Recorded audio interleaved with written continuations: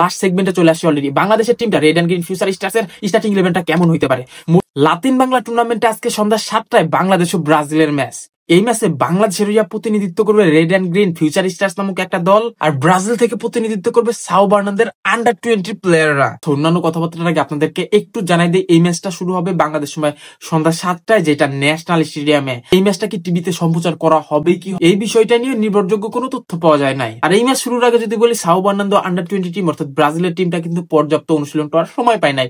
হয়তোবা একটা অনুশীলন সিচুয়েশনই তারা পাইছে। এখন দেখা যাক মাঠের খেলায় তারা কতটুকু নিংড়ে দিতে পারে নিজেদেরকে। আর অপরদিকে যদি বাংলাদেশের কথা বলি, বাংলাদেশ কিন্তু লাস্ট উইক থেকে নিজেদের মধ্যে প্র্যাকটিস সেশন কমপ্লিট করতেছে। সো আমরা যদি এক কথায় বলি, ব্রাজিলের সাও বার্নান্দো আন্ডার-20 টিমটা কিন্তু একেবারে অপরিচিত আমাদের জন্য, যার কারণে তাদের নিয়ে খুব একটা আলোচনা করার জায়গা নাই আমাদের কাছে। যদিও বা তারা ব্রাজিলের 7ম টায়ার বা 6ষ্ঠ টায়ারের একটা টিম, তবুও তাদেরকে হালকায় নিলে চলবে না। কিছুদিন আগেই সাও বার্নান্দোর যে মেইন টিমটা আছে, তারা ডেনমার্কের একটা টপ টায়ারের টিমকে হারাই দিছে। সো মোটেও আপনি তাদেরকে হালকায় নিতে পারবেন না, যদিও এটা আন্ডার-20 টিম। তারপরেও ভাই ব্রাজিলের টিম বইলা কথা, তো তাদের কথাবার্তা এক সাইডে রেখে আমরা আমাদের টিমটাকে নিয়ে ফোকাস করি। আমাদের ম্যাচটা আজকে কেমন হইতে পারে, অর্থাৎ red and green future stars বা বাংলাদেশের টিমটা কেমন হচ্ছে বা কেমন হইতে পারে। এই ম্যাচ থেকে কিন্তু বাংলাদেশের অনেক প্লাস পয়েন্ট রয়েছে বা অনেক কিছুই রয়েছে। তার আগে একটু তথ্য জানাই দিই, এই ম্যাচ নিয়ে কিন্তু আমরা লাইভ ওয়াচিংয়ে থাকবো ইউটিউবে স্পোর্টস স্টোরিজ উইথ সোহানে। সো ম্যাচ শুরুর 40 মিনিট আগে সন্ধ্যা 6টা 20 মিনিটে চলে আসবেন sports stories with Sohan YouTube চ্যানেলে লাইভ ওয়াচিংয়ে আমাদের সাথে সঙ্গে আলোচনা করতে ও এই ম্যাচটা নিয়ে বিস্তারিত আড্ডা জমাইতে। এখন আমাদের বাংলাদেশের টিমটার স্টার্টিং ইলেভেন কেমন হইতে পারে বা এই টিমটার বিস্তারিত কিছু পাওয়া গেছে। হ্যাঁ, কিছু একটা তথ্য পাওয়া গেছে, যেহেতু এটা অফিসিয়াল কোনো বাফুফে টুর্নামেন্ট না, যার কারণে খুব একটা কিন্তু তথ্য লিক হয় নাই। এই লাতিন বাংলা পুরা টুর্নামেন্টে বাংলাদেশের হয়ে প্রতিনিধিত্ব করা রেড অ্যান্ড গ্রিন ফিউচার স্টার্সের ক্যাপ্টেন হিসেবে দেখা যাবে বিশতেক চাকমাকে।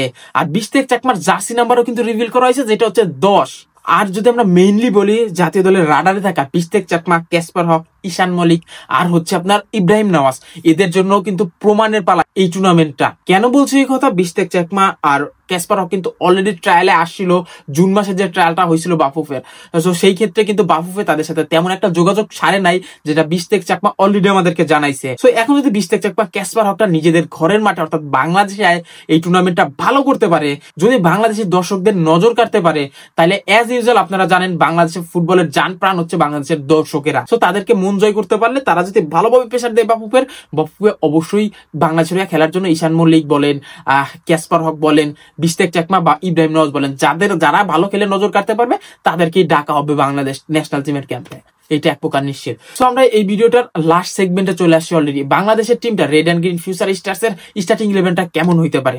মোস্টলি আমরা যদি বলি, আমাদের 5 জন খেলোয়াড় অলরেডি 100% নিশ্চিত হয়ে গেছে। সেই 5 জন কারা যদি আমি বলি, আমি অলরেডি লেখা রাখছি এখানে, যদি আমি বলি লেখা রাখছি হচ্ছে গিয়া।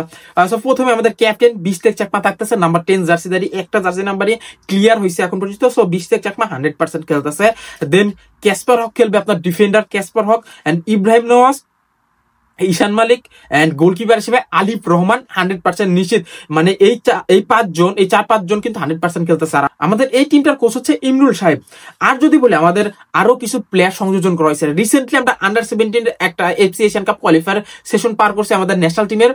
সো সেইখান থেকে আমাদের কিছু প্লেয়ার কিন্তু এই স্কোয়াডে আছে। অনেকে আন্ডার-17 থেকে স্টার্টিং ইলেভেনে থাকার অনেক চান্স বেশি ভাই। তাদের মধ্যে অন্যতম হচ্ছে গিয়ে বাইজিদ বোস্তামি, এমডি মানিক মিয়া, আর হচ্ছে রিফাত কাজী। আর হচ্ছে আমাদের আন্ডার-17 এর ক্যাপ্টেন ছিল কে, নাজমুল হুদা ফয়সাল।